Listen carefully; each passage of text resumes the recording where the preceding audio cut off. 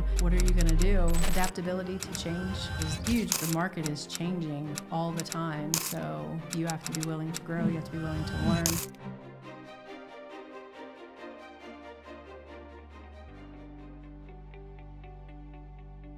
Hello, my name is Dawn Sutphin, and I'm a Realtor and Sales Manager at Damon Gettier Associates Realtors, brokered by Real. Let's talk about the steps that it takes to get your real estate license, and then we'll chat about what we look for when we're hiring realtors for our teams. Getting a real estate license, the first step is to take a class. You have to make sure that you take a accredited real estate course. If you need recommendations, you can reach out. We're happy to help with that. You take a class. There are various ways that you can take the class. You can do online, you can do in person, you can do like a self-study. We used to discourage people from doing the self-study because the companies would mail you a 400-page Principles of Real Estate book, tell you to read it and go take a test, and it's not the most fascinating information. But now it's a little different. So now when you do the self-study, it's online. They'll walk you through it. They'll say, skip chapter 1, go to this chapter, go to chapter 2, let's talk about this. So anything that you do either online or in person, as long as it works for you, is the right answer. So you take your class, and I talk to a lot of people that finish their class and then they think they know nothing about real estate, and they're worried and they need to keep studying and they keep going over the content. And know that when you're being taught in the class, you're being taught to pass a test. You're not being taught real estate. So you'll go through your class and you won't know much about real estate at all. So that's where joining the right brokerage comes in, so that you can actually go through training and learn the real estate industry. But the first step is taking a class. So you'll take your class, you pass what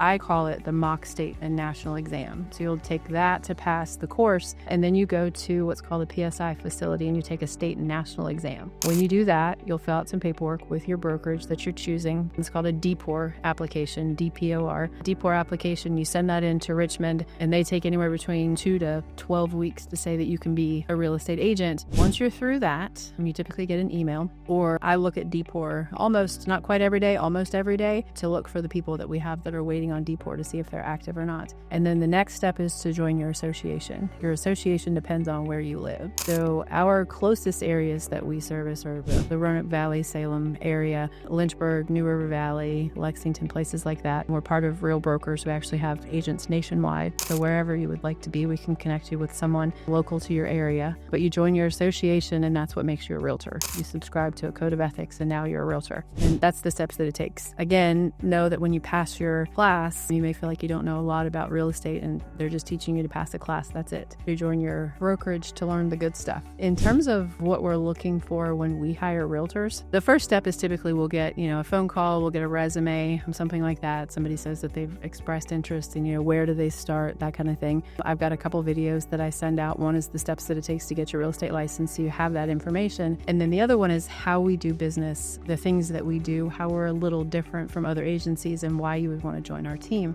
Typically, we start with, looking at the resume, and we know that everyone puts their best foot forward on paper, right? So you submit your resume, that's your best foot forward. A lot of times it's ChatGPT that filled it out, and that's okay. So we bring you on board, help you with the classes, figure out which class is best for you, that kind of stuff. Take the course, and then you come on board and you start. And all actuality, our training program kind of helps figure out really quick whether somebody's gonna make it in real estate or not. The people come on board and they just plug into the training program and they roll with it, and they're doing great. We have some that they couldn't tell you how to open up the training program because they forgot and they don't get in there, so they don't sell many houses. In terms of what it takes to be a good realtor, I would say your motivation, your drive, be here for our company. We actually provide every single thing that you need to be a successful realtor except for your internal drive. That's the one thing that we can't do anything about. Your internal drive is what gets you out of bed in the morning. If you sleep until noon and you come in here at noon, that's okay. Realize your paycheck's probably going to reflect that you slept until noon. The internal drive is what keeps you going when the grind is rough, because it is a grind. Even though we provide all the tools, we provide, the email, we provide the database, we provide the leads, we provide the training. There are tough days and there's a grind, and it's unfortunate, but the grind sucks. The grind is boring. It's not fancy, it's not classy, but that's what gets you to success. So the grind is what gets you to the office in the mornings, gets you out of bed. But when you're making phone calls to people and they're hanging up on you, the internal drive, I guess, is what keeps you going. when, you get no-showed at a showing. The drive is what brings you back to the office to go, what are you going to do to set up another showing, to get another client, those kinds of things. We help each agent put together their daily goals, like what you need to do for the day to build your real estate business for the day. Those goals are specific, measurable, and attainable. So things that you can control. For example, we wouldn't have, a showing be a goal for today because you can't control that. If your person doesn't show up, then now what are you going to do? If your goal for building your real estate business today was to show a house, or, do what we call buyer strategy session, which is sitting down with a buyer and educating them on the process and that whole thing, that wouldn't be a goal for building your business, because if they cancel, they get called into work. They may be still interested in buying a house, but now you can't fulfill your goal for the day. In terms of communication skills, communicating with Damon, myself, your team members, all of that is important. Communicating with your clients is important. In the beginning, when you're making phone calls and you're connecting with customers over the phone, the way that you communicate, sometimes people set appointments faster than other people. They get in front of people faster. Some of the things that we teach is, matching tone. If you've got somebody that talks really, really fast and you're talking really, really slow, there might not be enough of a connection there, or the other way around. Cut them off, or you're answering questions for them. You'll ask a question and give them an answer. That doesn't work out so well most times. But the way that you communicate with the person listening is huge, because a lot of times we pause in talking. We're waiting for the consumer to stop talking so that we can answer them. Listening and actually answering them the proper way is a good way to communicate, to build a connection with people. Adaptability to change is huge, because you might have a whole day planned out. You're coming to the office, you're going to make some phone calls, you've got showings for the day, and then you might have 4 or 5 houses set up to show, and that person gets sick, or that person gets called into work. And again, they want to buy a house, but if they're going to pay for that house, they have to go to work. So what are you going to do? You can mope around the office. You're like, my showing's canceled. Everything that I had for today fell apart. Or you can hop on the phone and go find some more. Business is always changing, right? It's always changing. So if you don't like change, and I'm not a fan of change, but you just have to kind of roll with it and keep going. Yeah, so I would say that there's 2 kinds of willingness to grow. Willingness to grow with the company, and then willingness to grow yourself. We're not growing. I don't know. I don't even know who said that. I'm pretty sure there's somebody that said it, that if you're not growing, you're dying. And so you have to grow. I'm sure I'm going to get in trouble for not quoting the person for that, because it's not mine. The market is changing all the time, so you have to be willing to grow. You have to be willing to learn. In terms of growing with the company, you can do whatever you would like to do at this company. That's one of the things that I love about it. I talk to a lot of people that want to get their real estate license because they want to be a broker. They want to have a team. And in terms of, in the real estate world, you have to have your salesperson license for 3 years before you can have your broker license. But we're part of Real Broker. If you want to build a team, you could build a team day one. You don't have to be a broker. So you can come on board, you can start recruiting, and they would come to us. I help train them just like any of the other realtors. So you could have your own team and then have somebody else in charge of kind of helping grow it and train those realtors for you while you're learning yourself. That part of growing is easy. If you're into, selling houses, investing, buying houses, flipping houses, any of the things that you want to do with real estate, we do that here. Damon's all about personal growth for an individual. Like, what do you want to do with your real estate license, and then helping you do that. So growing within the company, and I guess personal growth with knowledge and all of the things that you need to learn, you're kind of in charge of that. We provide the tools, but then growing with the company, you can just do whatever you'd like to do. You get your real estate license, you're self-contracted, right? But you're also part of a team. And our team, again, does a really good job of just kind of embracing people when they come on board. And team culture is important. The other part of a team is kind of not feeling like you're out on no man's land when things are rough or when you're trying to learn or something like that. You can partner with other agents. You can ride along with other agents. You can shadow other agents. You can do all of these different things. You can learn from other agents. We've got a lady, Aggie. She's been with Damon, I think, going on 18 years.